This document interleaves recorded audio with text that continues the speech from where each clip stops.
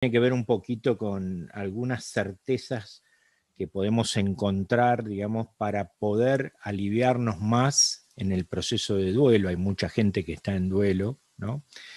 Y entonces vamos a tratar de poder brindar alguna visión y algunas herramientas que nos ayuden a poder lograr un poco más de tranquilidad, ¿no? en este sentido.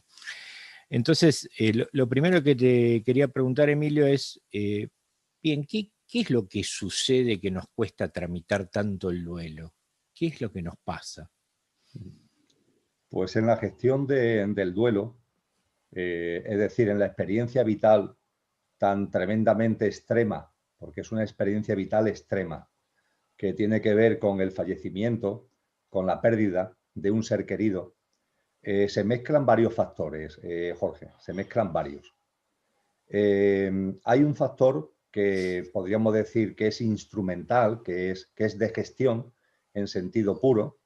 Para mí no es el más importante, pero hay que tenerlo en cuenta sin ningún tipo de dudas, que tiene que ver con que todos los golpetazos emocionales, las grandes tempestades emocionales, que a mí me gusta denominar así metafóricamente, las grandes tempestades, porque en la vida tenemos borrascas emocionales, frecuentes, entre comillas, pero tempestades se dan más raramente. Y sin ningún tipo de duda, una gran tempestad es el fallecimiento de un ser querido. Entonces, la gestión de una tempestad emocional requiere ese término que tú has usado, que es el duelo, Pero claro, detrás de ese término hay muchas cosas, es decir, hay que escarbar, hay que profundizar, porque hay muchas cosas. Por un lado, hay que tener en cuenta que la persona que vive un duelo no solamente ocurre con los fallecimientos de seres queridos, ocurren también con rupturas de parejas, con procesos difíciles, por ejemplo, de ruptura de parejas. Hay distintos casos en las posibilidades vivenciales de un ser humano. Pero la persona que lo vive lo suele vivir desde un telón de fondo, que es que la vida pierde sentido. Simplemente, la vida pierde sentido. Con lo cual, a la persona que lo vive no se le puede pedir sentido común, porque la vida ha perdido sentido. Claro. A veces nos puede sorprender, bueno, cómo esta persona no se da cuenta de no sé qué, no se da cuenta de no sé cuánto. Bueno, es que esa persona está viviendo una experiencia que simple y llanamente la misma vida ha perdido sentido. Esto es lo primero que tenemos que darnos cuenta cuando lo vive un ser querido, cuando lo vive una persona cercana o si lo vivimos nosotros mismos, que es totalmente natural que se produzca un bloqueo, un absoluto bloqueo y una pérdida de valor de la vida como consecuencia de ese duelo. Eso es lo primero. A partir de ahí, la gestión del duelo no es sencilla porque como la vida no tiene sentido para nada, para la persona que está viviendo ese duelo, ahí no se puede nada, no hay nada que aportar, no hay nada que decir, porque en su bloqueo, la persona que está en el duelo es como una pared a la que le decimos cosas o le podemos decir cosas, pero las cosas rebotan en la pared. Es como si no dijéramos absolutamente nada. No hay por parte de esa persona, no hay ninguna capacidad de escucha, no hay ninguna capacidad de atención porque está rota, porque esa persona está destrozada. Y esto también hay que entenderlo. Con lo cual, el panorama inicialmente es un panorama enormemente complejo, donde para la persona en sí la vida ha perdido sentido y se ha convertido en una especie de pared ante la que cualquier consejo, cualquier sugerencia, simple y llanamente no llega porque rebota. A partir de ahí se abre la gran pregunta, bueno, entonces, ¿qué hacemos? Bueno, pues lo primero es tomar conciencia, Jorge, de lo que hemos compartido. Esto es lo primero, tomar conciencia. Y no meterte en derroteros que no tengan en cuenta lo que acabamos de compartir. A renglón seguido, es muy importante la asistencia experta externa. Asistencia experta externa. Es decir, un profesional, un terapeuta que tenga experiencia en la gestión de este tipo de circunstancias y que desde esa experiencia vaya encauzando lentamente, lentamente, con mucho tacto, a la persona que está viviendo ese momento y que está viviendo esa experiencia.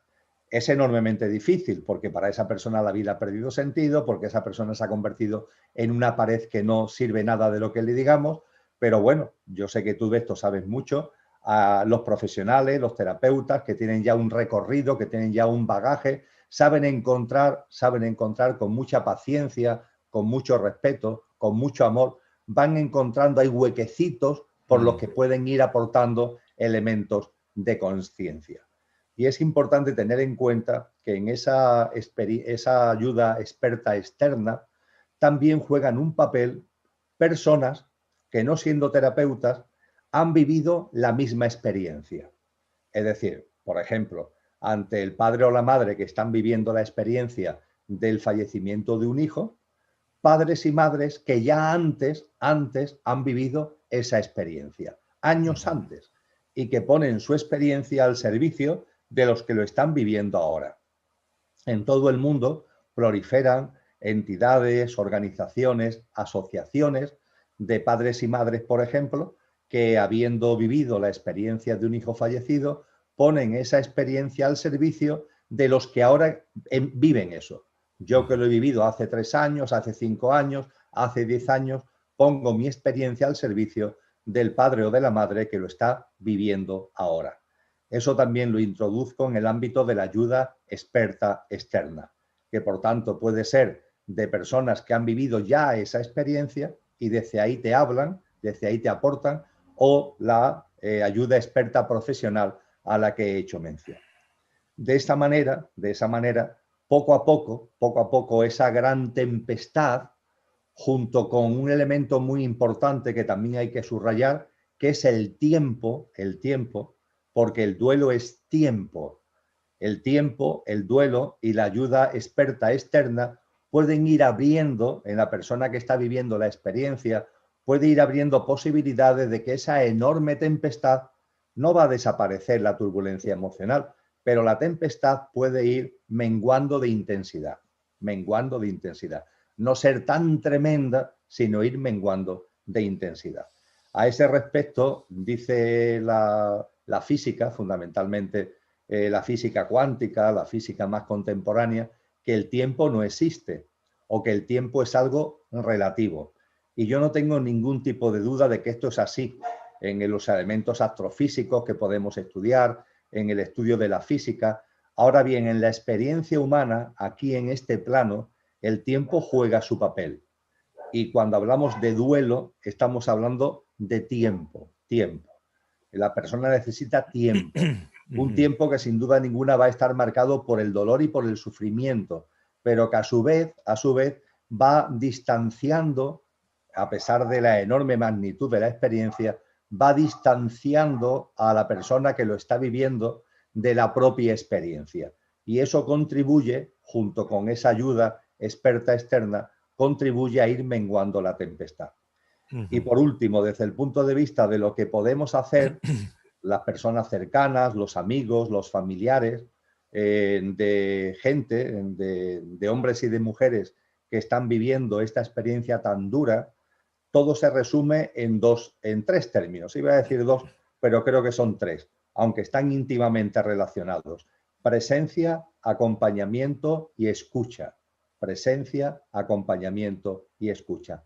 Presencia en el sentido de estar ahí y estar ahí no desde nuestro mundo emocional y mental, porque como estemos ahí desde nuestro mundo emocional y mental, puede ser que en lugar de aportar paz y sosiego, aportemos más turbulencias. Entonces debemos estar desde lo que realmente somos, desde nuestro ser más profundo, ese estar presente desde nuestra esencia, con armonía, con equilibrio, intentando que una vibración de equilibrio y de armonía abrace, porque es un intangible, pero tiene efectos prácticos, desde nuestra presencia y nuestra alta vibración, abrazar a la persona que está viviendo estas circunstancias. Por tanto, lo primero es presencia, lo segundo es acompañamiento, el estar ahí, que la otra persona vea que tú estás ahí, a su disposición, que estás ahí para lo que necesite. no tienes que tomar ningún protagonismo, no tienes que decir nada, no tienes que dar consejos, es estar ahí, entre comillas, y que la otra persona te perciba en tu acompañamiento físico y por fin la escucha. Estar desde tu presencia, desde la mayor vibración posible, en ese acompañamiento que también es físico, estar a la escucha. Por si en algún momento esa persona quiere hablar, por si en algún momento esa persona quiere empezar a desahogarse, porque ese es el primer indicio de que la tempestad puede empezar a minorar su intensidad. Esa escucha que tiene que ser una escucha atenta, una escucha activa, para que la otra persona perciba que tú efectivamente le estás prestando atención. No tenemos que decir nada, no tenemos que dar consejos, todavía no es el momento de aportar nada, ni de que lea un libro, ni de que vea un vídeo, aún no. Es el momento de la escucha. Y de esta forma se puede ir consiguiendo con todo lo que acabo de comentar, con el tiempo que significa el duelo, con el apoyo experto externo, tanto de terapeuta como de personas que ya han vivido esa experiencia y desde lo que podemos nosotros aportar desde nuestra presencia, el acompañamiento y la escucha, pues esa persona puede ir minorando la turbulencia enorme de la experiencia emocional y mental que está viviendo y abrir huecos para que entonces sí, podamos decir cosas, podamos aportar cosas.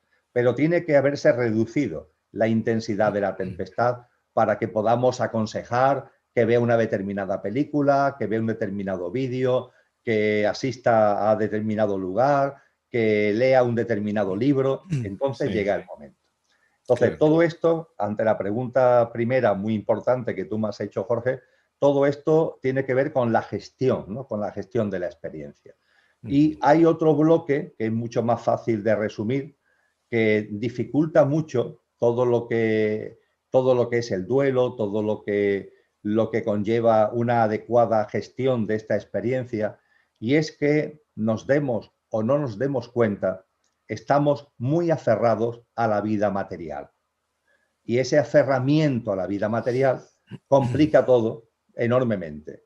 Algo tan sencillo como es que aquí venimos desde lo que somos, encarnamos, vivimos la experiencia humana y una vez que la hemos vivido desencarnamos y seguimos vivos, tan vivos como antes de venir a esta experiencia humana.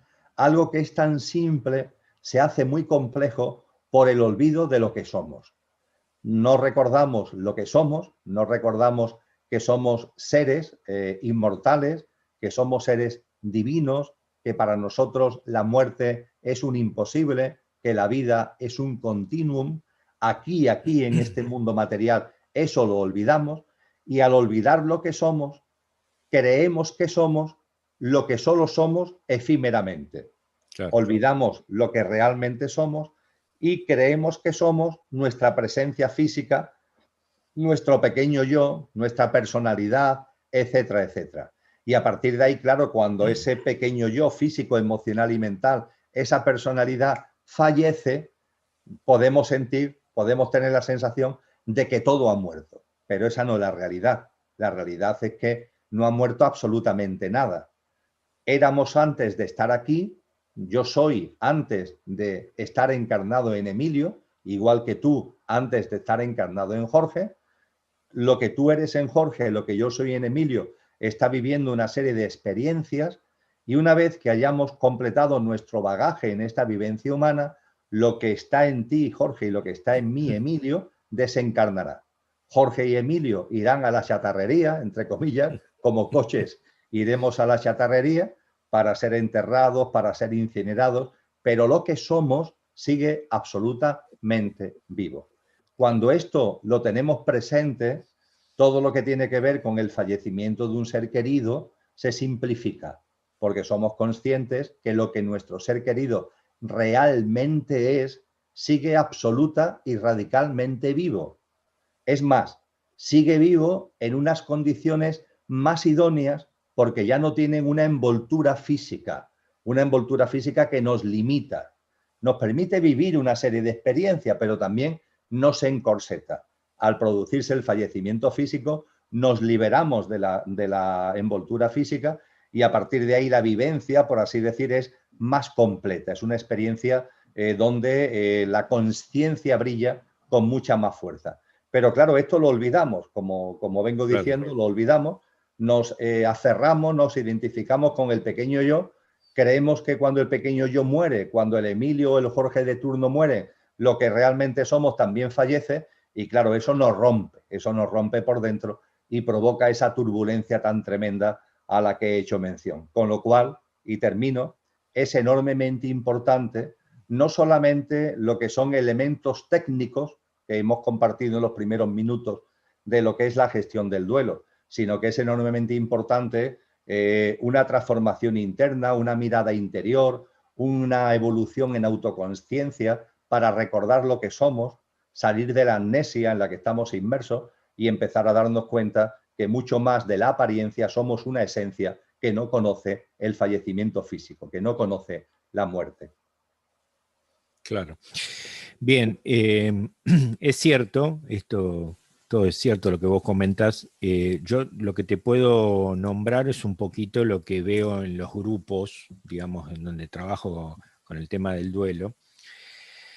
Y claro, hay algunos ingredientes que intervienen, por supuesto, condicionando todo esto que nosotros estamos queriendo proponer como una visión que ayude a transitar y a tramitar este tema, pero claro, está primero algunas cuestiones que tienen que ver con el concepto muerte, ¿no? O sea, a nivel cultural, a nivel de considerarlo tabú, a nivel de cada vez, viste lo que son los velorios, cada vez más rápido, cada vez me quiero sacar este tema de encima, listo, tuk, se acabó, ya está enterrado o cremado y otra cosa, ¿no? Entonces, claro, no, tenemos esto que condiciona del olvido, que obviamente no es casual de que exista, ¿no? La situación de olvido, porque ayuda justamente al proceso espiritual que venimos a desarrollar acá, ¿no? Pero, claro, hay gente que esto no lo cree, ¿no? Entonces vos te encontrás con personas de que, bueno,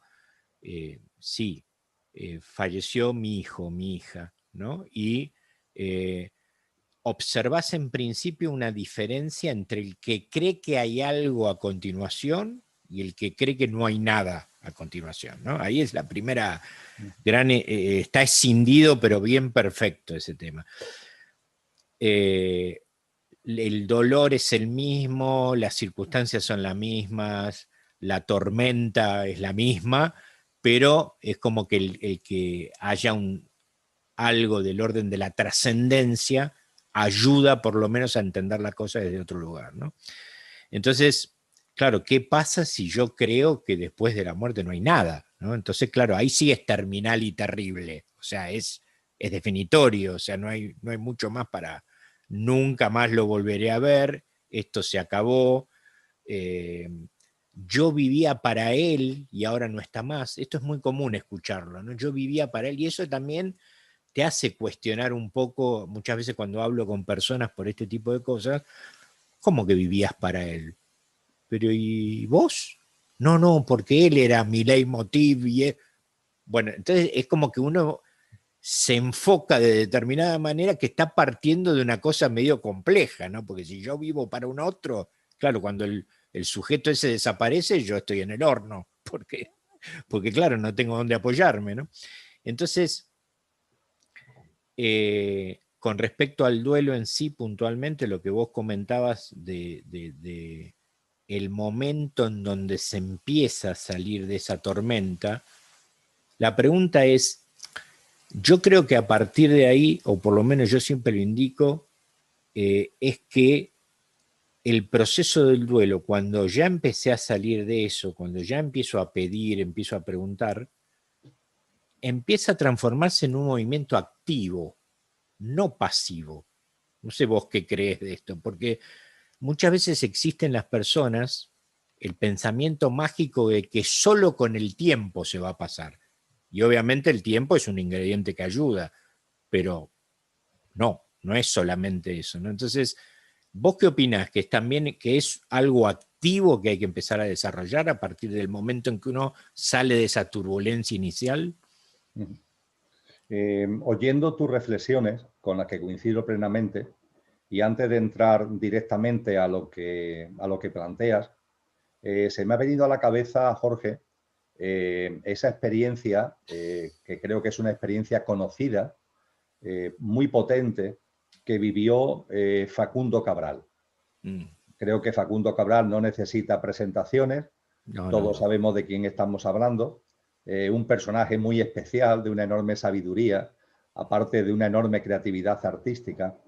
Y como creo que muchos sabemos, Facundo Cabral vivió en su vida una experiencia muy dura, que fue el fallecimiento por accidente de su esposa y de su hija. Encaja muy bien en lo que aquí estamos compartiendo, ¿no? Una experiencia tremenda que te rompe, que te destroza, que hace que la vida pierda sentido. Y ciertamente Facundo Cabral ya era una persona conocida en aquellos momentos y recibió muchos pésames, recibió muchas condolencias. Ninguna le transformó tanto, porque también las palabras son muy importantes, las palabras, la consciencia, es enormemente importante. Ninguna le aportó tanto y ninguna le transformó tanto como la llamada telefónica que recibió de una persona con la que ya tenía una buena relación. Posteriormente fueron francamente amigos, pero en aquel momento tenían una buena relación. Me estoy refiriendo a Teresa de Calcuta, a la madre Teresa de Calcuta. Teresa de Calcuta contactó con Facundo y, bueno, Facundo cuenta que él consideraba que, bueno, la madre Teresa de Calcuta le iba a dar el pésame de una forma, vamos a decirle, convencional, ¿no? Lo siento mucho, te acompaño en el sentimiento, te doy toda mi fuerza, todo mi ánimo, para adelante, en fin, lo que solemos decir en este tipo de circunstancias, ¿no?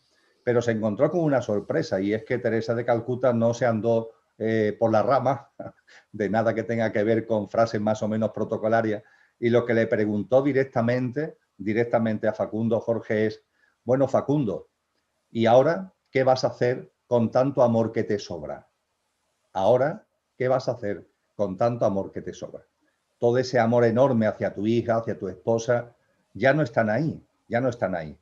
La Madre Teresa de Calcuta obviamente tenía un convencimiento de que la muerte no existe, pero desde el punto de vista de la presencia física, esas dos personas ya no estaban en la vida de Facundo, insisto, desde el punto de vista de la presencia física.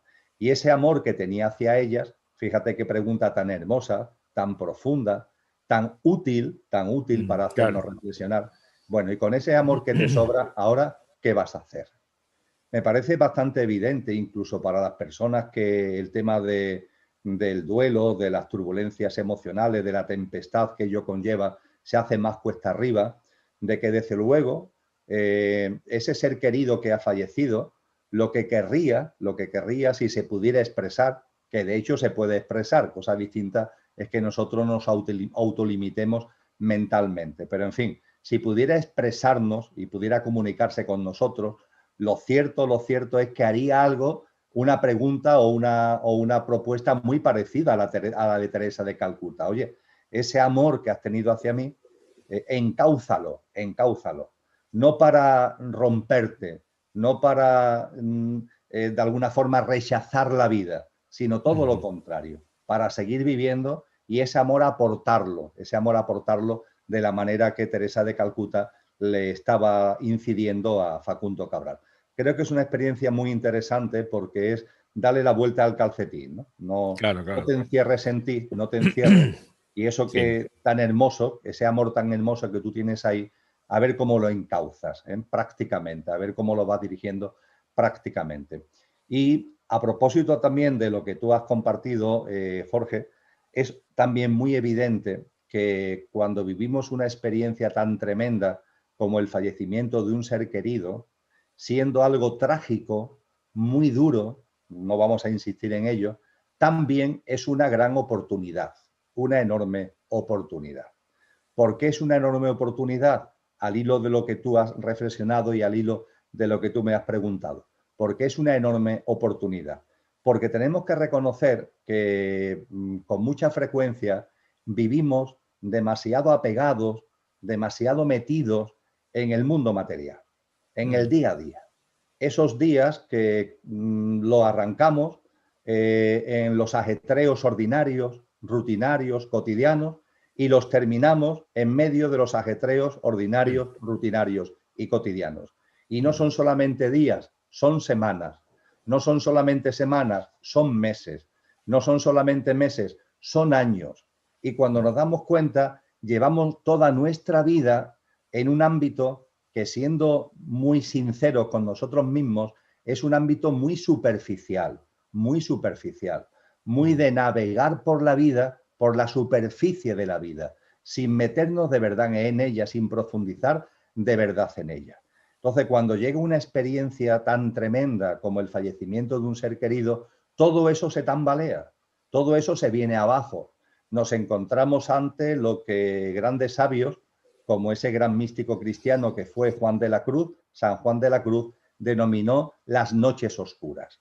Y esas noches oscuras, evidentemente, nos sumergen en la oscuridad. De ahí precisamente que sean noches oscuras. Son noches oscuras. Nos hunden, pero a su vez, abren la posibilidad de que en un momento determinado, cuando esa tormenta no está a nivel 100, sino que ha menguado un poquito de la forma que antes compartíamos, mengua un poquito su intensidad, esa persona, per se, y por ese acompañamiento al que hemos hecho referencia, se puede ir planteando algunas cosas que nunca antes, en la rutina, en la cotidianidad, en la vida superficial, nunca antes se había planteado. Por ejemplo, el hecho de que haya vida más allá de lo que denominamos muerte. Esa madre, ese padre, ese hijo, ese hermano, lo que sea, nunca antes, en el ajetreo de lo cotidiano, subsumido en la gestión del día a día, no se había planteado cosas que tengan que ver con cuestiones fundamentales. Y mira por dónde la experiencia que está viviendo del fallecimiento del ser querido, en un momento concreto, le abre la puerta. Claro. Le abre la puerta para preguntarse cosas. Y este es un momento fundamental, no solamente en lo que tiene que ver con la gestión del fallecimiento de un ser querido, que lo es, pero es mucho más que eso, porque es un momento fundamental en la evolución en conciencia de la persona. Porque tú has conocido muchas personas, y yo también, que eso ha marcado un antes y un después. Yo he vivido multitud de veces el caso de personas que ante el fallecimiento de un ser querido, una vez que han ido dejando atrás, de la forma que hemos compartido anteriormente, la enorme tormenta, y esa tormenta ha minorado un poquito su intensidad, a partir de ahí se empiezan a hacer preguntas. Preguntas que antes nunca en su vida se habían formulado. ¿Hay vida después de la muerte? Lo que fue mi hijo, lo que fue mi hija, mi pareja, etcétera, ¿hay algo ahí que siga vivo? Más allá de la apariencia que ha terminado enterrada o incinerada, ¿hay algo que siga vivo? ¿Hay algo más allá de la muerte? ¿Los seres humanos somos algo más que la apariencia? ¿Hay en nosotros una esencia? Y a partir de ahí, a partir de esas preguntas básicas, elementales, esa persona, impulsada por su dolor, esto es muy importante subrayarlo, no lo está impulsando el hecho de que tú se lo digas o yo se lo diga. Nosotros podemos hacer indicaciones, pero realmente lo que le impulsa a preguntarse, lo que le impulsa a buscar respuestas a preguntas como las que acabo de recordar, es el dolor que tiene. Es el dolor la que le hace que hable con personas como tú o como yo, que antes nunca hubiera hablado, porque nos considerabas chiflados, entre comillas, o esta gente que hablan de que la muerte no existe, de que hay vida después de la muerte. Ahora bien, una vez que la tempestad ha disminuido un poco su intensidad y esta persona, desde su dolor, se abre un poquito, acude a ti, acude a mí y a personas que, en definitiva, le hacemos un planteamiento vital donde la muerte no existe y la vida es un continuum. Es decir, gracias al dolor, esto es impresionante, gracias a la cruz que está viviendo, gracias a esa cruz, esa persona se hace preguntas que antes nunca se había hecho, se plantea temas que antes nunca se había planteado y a partir de ahí habla con personas, lee libros, ve películas, ve vídeos que antes nunca hubiera visto. Y eso marca un antes y un después, Jorge. Eso marca un antes y un después. Porque esa persona no sabrá teorizarlo, pero quizás por primera vez en su vida habrá puesto en marcha un nivel de la mente que es lo que antiguamente se llamaba la mente superior y algunos psicólogos contemporáneos llaman la mente abstracta. Es decir, tanto en la antigüedad como en la psicología moderna, se nos habla de que en nuestro plano mental hay dos niveles. Hay un nivel inferior, mente concreta, en la terminología de psicólogos actuales, y mente superior, mente abstracta, en la terminología de psicólogos actuales. La mente concreta está siempre en funcionamiento porque se ocupa de lo cotidiano, porque se ocupa de los asuntos del día a día en todo su amplio menú. Y no hace falta que le demos a un botón, ella sola funciona porque se ocupa de todo lo que tiene que ver con la vida rutinaria, con la vida cotidiana. Ahora bien, tenemos otro nivel en nuestra mente, que es esa mente abstracta, que es ese nivel superior, que solo se pone en funcionamiento. Ese no se pone en funcionamiento automáticamente, a ese tienes que darle tú al botón. Y darle al botón significa el traer a tu vida cuestiones trascendentes. Si no traes a tu vida cuestiones trascendentes, la mente abstracta está inoperativa. En cambio, cuando traes a tu vida asuntos trascendentes que van más allá de la cotidianidad del día a día, la mente abstracta se pone en funcionamiento y al ponerse en funcionamiento se expande. La mente abstracta se pone en funcionamiento y gracias a su uso se expande cuando nos planteamos, cualquier ser humano se plantea temas como los que tienen que ver con lo que aquí estamos hablando. En esta conversación que tú y yo tenemos, las personas que estén siguiendo o puedan acceder posteriormente al vídeo de esta conversación se darán cuenta o no se darán cuenta, pero no están usando la mente concreta, están usando la mente abstracta, porque estamos hablando de asuntos que van más allá de lo cotidiano. Estamos planteando la trascendencia, estamos planteando que somos mucho más que la apariencia, estamos planteando la vida más allá de la vida física. Y esos son temas que PLAF hace que la mente abstracta empiece a funcionar e, insisto, con su uso se expande. Cuando un ser humano trae a su vida temas que tienen que ver con la ciencia, temas científicos, fundamentalmente temas científicos de física cuántica, de física actual, de astrofísica, el origen del universo, la razón de la existencia, la conformación de los mundos, la conformación de la vida. Todo eso, cuando tú lees un libro, cuando tú ves un documental, cuando tú ves una película, incluso una película de ciencia ficción, empieza la mente abstracta a funcionar.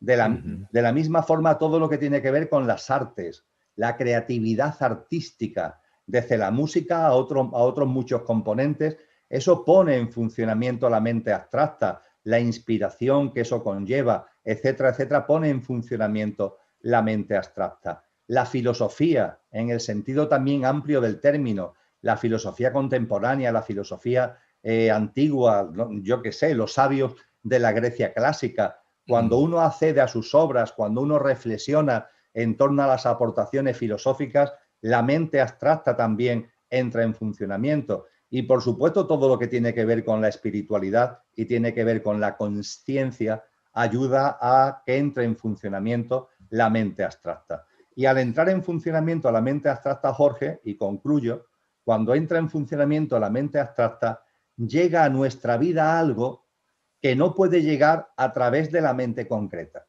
Solo puede llegar a través del uso y gracias al uso, la expansión de la mente abstracta. Pero para que eso llegue hay que usar la mente abstracta y hay que expandirla mediante su uso. Cosa que una persona que ha empezado a plantearse cosas sobre la vida más allá de la muerte, debido al dolor, como decíamos anteriormente, pues empieza a usar y aunque no se dé cuenta, está usando y ampliando y expandiendo la mente abstracta.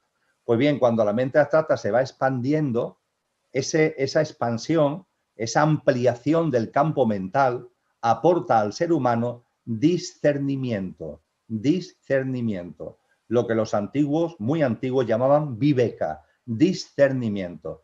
¿Y el discernimiento qué es? Pues el discernimiento te aporta una perspectiva nueva. Es como si se produjera una apertura de ojos. Son esos ojos nuevos de lo que hablaba Mahatma Gandhi. Una apertura de ojos, una perspectiva nueva que posibilita, por un lado, que empieces a saber cosas sin saber cómo las sabes, pero las sabes. Es decir, empieza a darte cuenta de cosas. Claro. ¿Y yo esto cómo lo sé? ¿Cómo me estoy dando cuenta? Es muy difícil intelectualizarlo, no digamos ya verbalizarlo, pero tú lo estás viendo. Y junto con este saber que no se sabe cómo se sabe, lo otro que aporta enormemente importante el discernimiento, gracias al uso y expansión de la mente abstracta, lo otro que aporta es la conversión, la transformación de la creencia en experiencia, la transformación de la creencia en vivencia. Esa mamá, ese papá cuyo hijo ha fallecido, se acerca a ti, se acerca a mí en un momento determinado donde la tempestad empieza a minorar su intensidad y nosotros le decimos, la muerte no existe, lo que realmente es tu ser querido sigue vivo, la muerte es un imposible, la vida es un continuo. Y esa persona quiere creer porque el dolor que tiene la impulsa a querer creer. Y empieza a leer libros, y empieza a ver películas, y empieza a hablar con gente, y sigue queriendo creer, sigue queriendo creer. Y hay un momento determinado, a lo largo del tiempo, debido a la perseverancia en esas lecturas, en esas películas y en esos vídeos, en esas conversaciones, es decir, debido a la perseverancia en el uso de la mente abstracta, que la mente abstracta se ha ido abriendo y un momento determinado, un día D a una hora H, que no es posible definir con antelación, llega el discernimiento. Y entonces es cuando esa persona se acerca a nosotros y dice, lo he visto, lo que tú tantas veces me has dicho y que tengo que reconocer que para mí era una creencia intelectual, algo en lo que quería creer, ahora lo vivo plenamente. Ya lo tengo integrado, ya sé que es así. Ese es el regalo que el discernimiento produce, Jorge. La conversión, la transformación de la creencia de algo que hasta ahora era intelectual en una vivencia directa. Y claro, cuando se tiene la vivencia directa desaparecen las dudas. Ya no hay duda de que la muerte es un continuo, ya no hay duda de que tu ser querido sigue vivo. Y claro, todo eso aporta una paz, todo eso aporta una armonía y todo eso supone un antes y un después en la vivencia de lo que fue toda esa tremenda experiencia del fallecimiento del ser querido. Sí, y muchas veces, digamos, terminan poniéndose en la acción de ayudar a otros, como en algún momento lo nombraste, con su experiencia, y muchas veces no creían en nada y terminan siendo los primeros pregoneros de la otra cuestión de que se acaban de dar cuenta, ¿no? Es frecuente, efectivamente, Jorge, es frecuente. Sí. Sí.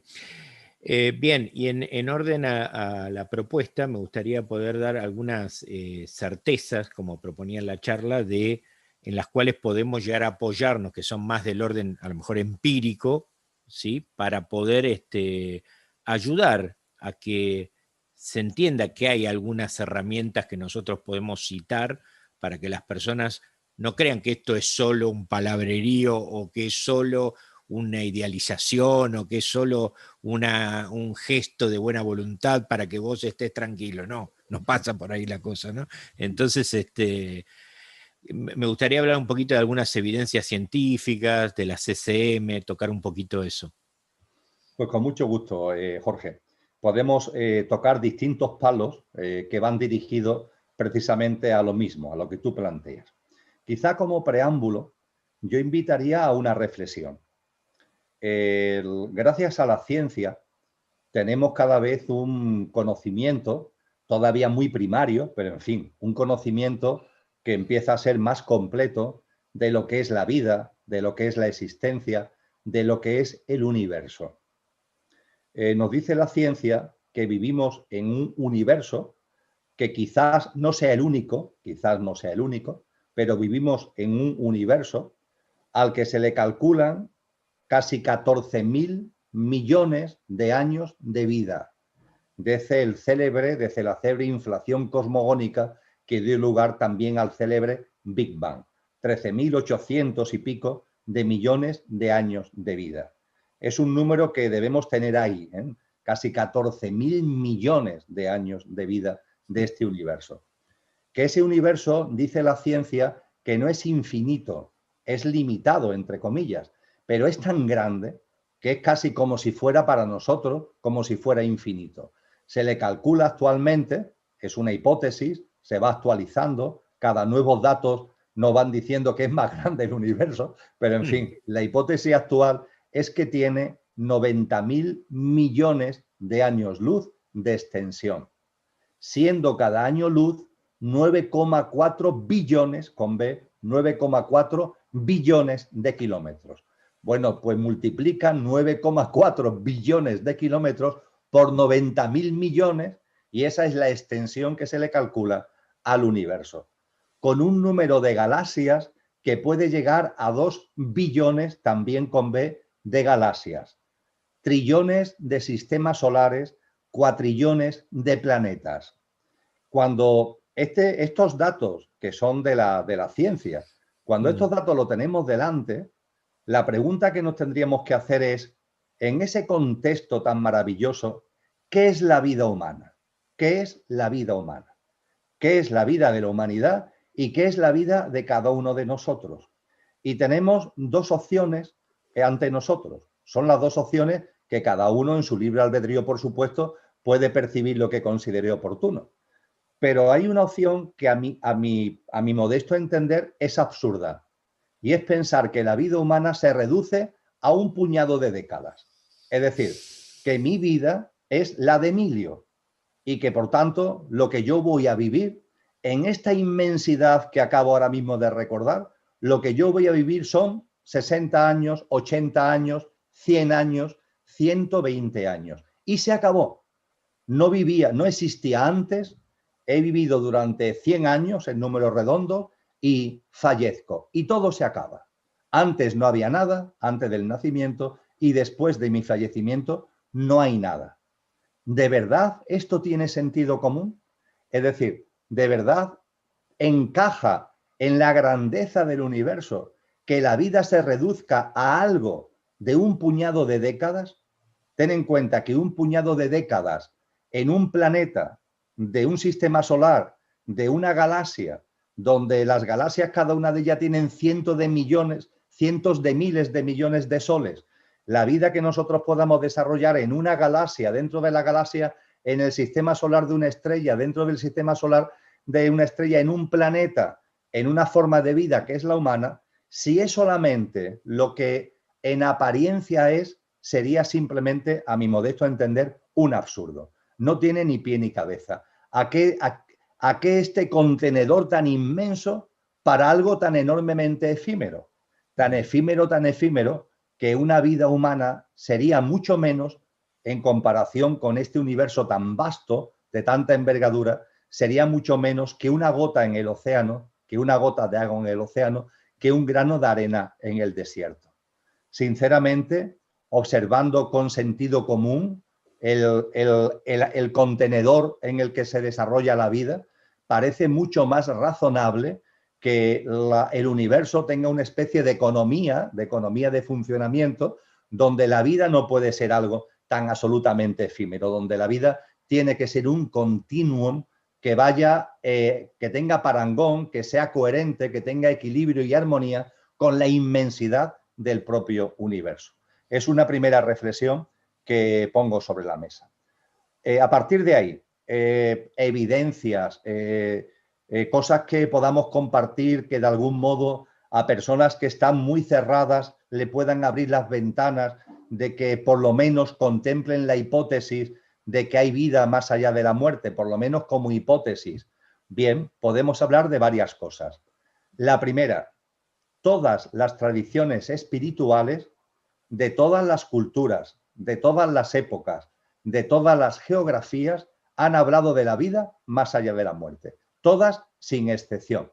Me da igual a qué época nos vayamos, me da igual a qué cultura o a qué ámbito geográfico nos refiramos, todas las tradiciones espirituales, que son muchas en el planeta, todas han hablado de la vida más allá de la muerte. Y lo han hecho en términos bastante semejantes.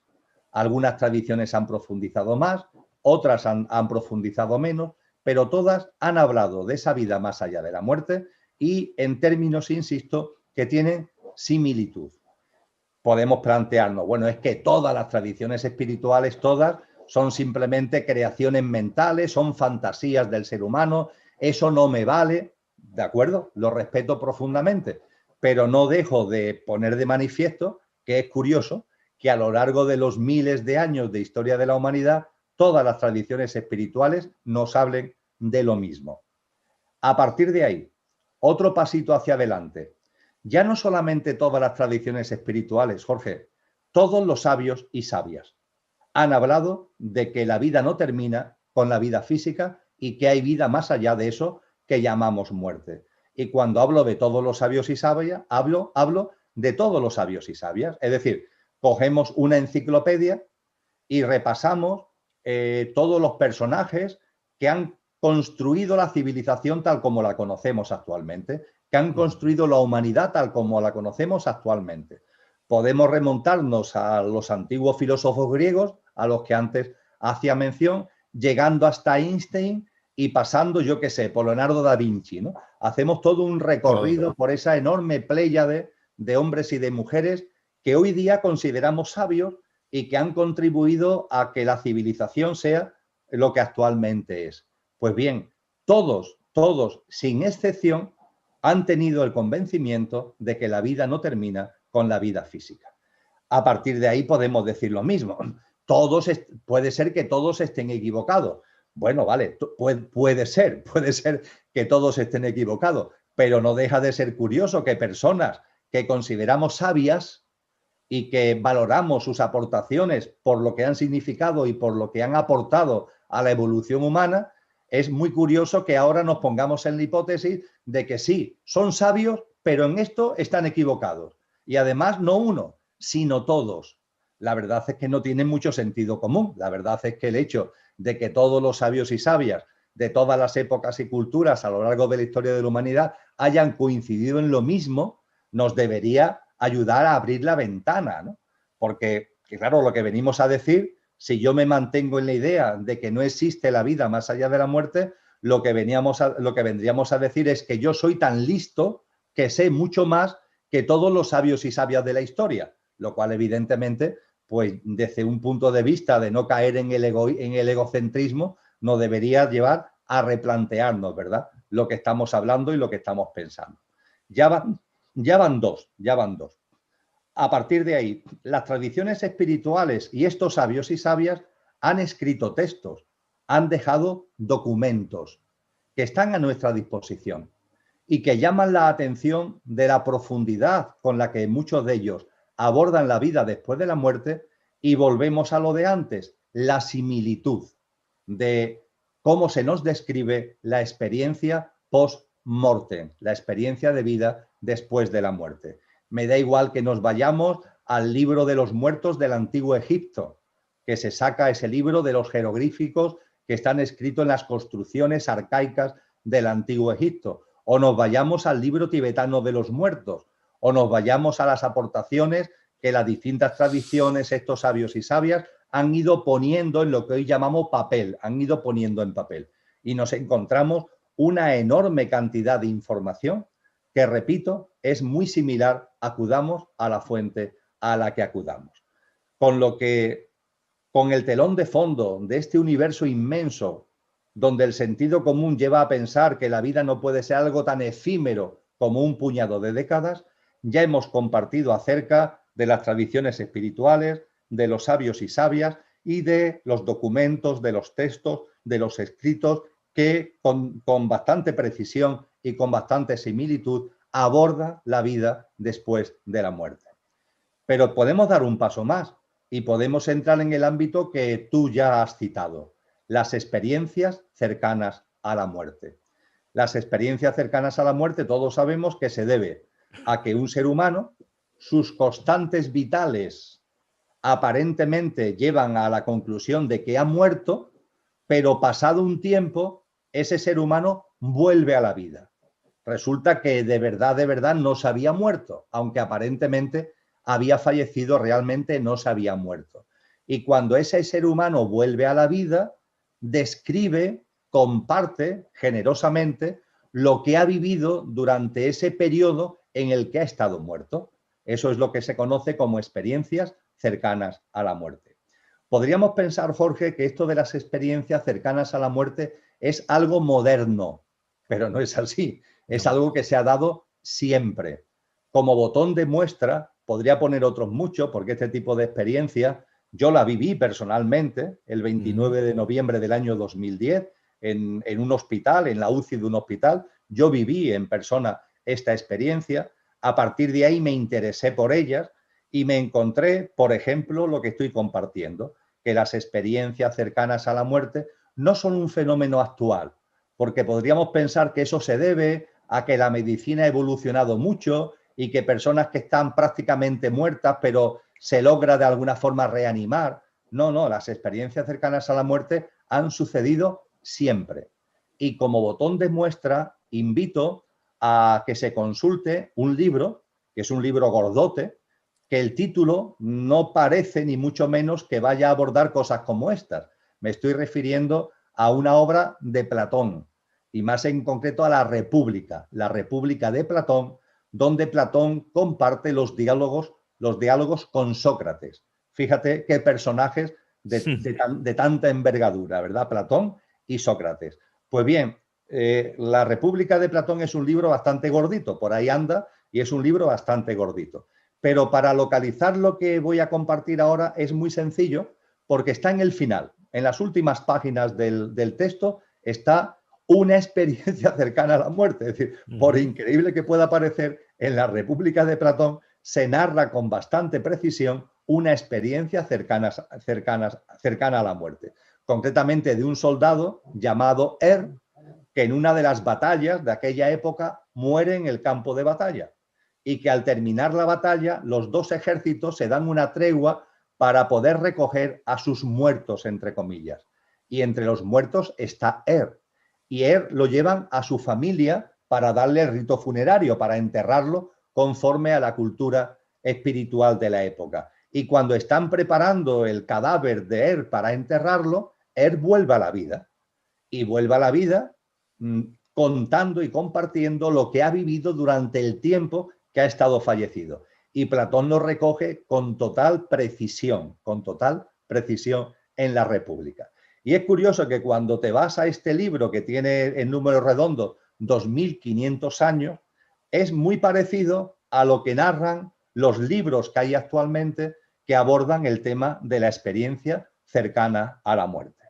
Y ciertamente, Jorge, cuando hablamos de este tipo de experiencia, hubo un tiempo, pero es un tiempo pasado, hubo un tiempo en el que la corriente científica desmerecía las experiencias cercanas a la muerte. Es decir, venían a decir que las experiencias cercanas a la muerte tenían que ver con reacciones químicas cerebrales que por tanto producían una fantasía, producían una quimera que no era real y que tenían que ver en definitiva con una invención, ¿no? Con una invención no querida, pero que se producía en la mente de la persona que la estaba viviendo. Ahora bien, hace ya tiempo que científicos de prestigio se tomaron en serio las experiencias cercanas a la muerte. No sé, se me viene a la cabeza, por ejemplo, las aportaciones de Pim Van Pommel, ¿no? Un científico que empezó a estudiar con precisión, hizo publicaciones en revistas científicas para poner en evidencia, no mire usted, no, las experiencias cercanas a la muerte no son simplemente algo ahí que surja de reacciones químicas en el cerebro de determinadas personas o producto de la fantasía. Esto tenemos que tomarlo muy en serio y tenemos que verlo como una prolongación de la consciencia. Es decir, que la vida es consciencia, la vida en ti, la vida en mí es consciencia y esa vida y esa conciencia no termina con el fallecimiento físico. Insisto, he hablado de Van Pommel, de Van Lommel, perdón, pero podíamos hablar de otros muchos, porque ya son muchos, científicos de renombre, científicos y científicas que se han tomado muy en serio las experiencias cercanas a la muerte, que la han indagado, que la han estudiado, para llegar a la conclusión de que aquí hay algo mucho más profundo. En donde yo vivo, porque en casi todos sitios hay investigadores que han abordado esto, donde yo vivo hubo un doctor, fallecido ya hace unos años, el doctor Enrique Vila, responsable de la UCI de un gran hospital sevillano. Y Enrique Vila, en su puesto de responsable de la UCI, empezó a darse cuenta de que personas que habían estado clínicamente muertas, y él era testigo de que habían estado clínicamente muertas, cuando volvían, algunos de ellos volvían a la vida, se abrían normalmente precisamente al médico, a la médica, a él, se abrían a él y le contaban a lo mejor cosas que no eran capaces de decirle ni siquiera a sus familiares. Mire usted, doctor, yo el tiempo que he estado aquí teóricamente muerto, yo he vivido esto, yo he percibido esto. Y claro, al principio José Luis Vila, bueno, pues consideraba que eran fantasías, pero claro, a lo largo de su trayectoria profesional empezaron a ser muchos casos. Daba igual que fueran hombres o mujeres, jóvenes o no jóvenes. Daba igual su condición cultural y su condición socioeconómica. Contaban cosas muy parecidas, hasta el punto de que él y su esposa, también personal sanitario, Mari Carmen García, tomaron una decisión, Jorge, que es dirigirse a sus compañeros que llevaban las UCIs de grandes hospitales de España para, con la excusa de un proyecto de investigación, que cuando se produjera un fenómeno de muerte clínica, pero con vuelta a la vida, es decir, una experiencia cercana a la muerte, se lo dijeran por favor, porque ellos estaban investigando este tipo de experiencias. Y de esa forma, José Luis y Mari Carmen fueron contactando, porque además viajaban, se entrevistaban con las personas, llegaron a tener más de 700 casos perfectamente estudiados y llegaron a una serie de conclusiones que ponían en evidencia que esto de fantasía no tiene nada, que las similitudes son enormes, los cambios que se producían en la vida de las personas que habían tenido este tipo de experiencias. Y José Luis, antes de fallecer, escribió un libro precioso, precioso, que recoge las 60, 70 experiencias más llamativas de las más de 700 que recogieron. Bien, he citado a Van Lommel, he citado a José Luis Vila, pero es que la lista es inmensa, de científicos, de médicos, que este tipo de asuntos, al tenerlos delante, han podido percibir que no, que esto no se puede despachar de una manera tan simple, de que esto es una fantasía, una reacción química. Esto tiene mucho que ver con algo mucho más profundo, que es la prolongación de la conciencia. Y fíjate, Jorge, que el tema ha llegado ya a ser tan enormemente masivo, que en Estados Unidos un instituto, una corporación demoscópica que hace encuestas electorales, encuestas de mercado, etcétera, etcétera, en un momento determinado, estoy refiriéndome al Instituto Gallup, en un momento determinado, hace no muchos años, decidió hacer un estudio de las experiencias cercanas a la muerte en Estados Unidos, porque es un fenómeno que realmente es masivo. A partir de ahí, el Instituto Gallup, en las conclusiones de ese estudio, pone de manifiesto que hay unos 5 millones de estadounidenses que han tenido experiencias cercanas a la muerte. La población estadounidense es de algo más de 300 millones. Lleva esto porcentualmente al ámbito de todo el planeta, donde somos casi 8.000 millones de seres humanos. Significa que muchas decenas de millones de seres humanos han vivido estas experiencias. Y el Instituto Gallup hace una muestra de personas que han tenido este tipo de experiencias, las entrevistas, y llegan también a la misma conclusión de que las similitudes, lo que se narra, lo que se cuenta, e incluso el cómo ha impactado la experiencia en el después de la vida de esas personas, pone muy claramente de manifiesto los enormes parecidos. Con lo que las experiencias cercanas a la muerte son una gran fuente de información de la vida más allá de la vida, lo que nos relatan acerca de cuando nos vemos fuera del cuerpo físico, cuando empezamos a percibir lo que ha sido nuestra vida, ¿no? El recuerdo de la vida pasada en una instantaneidad, cuando empezamos a ver el túnel de luz que nos conduce hacia esa otra dimensión de vida que llamamos el plano de luz, etcétera, etcétera. Esto no puede ser despachado sin más, así por las buenas, porque tiene un fundamento y tiene unas raíces que han de ser tenidas muy en cuenta. Y termino, Jorge, para hacer referencia a otro elemento que también hay que tener muy presente. Puede parecer una locura, pero no lo es. Yo conozco a muchas personas que tienen un don.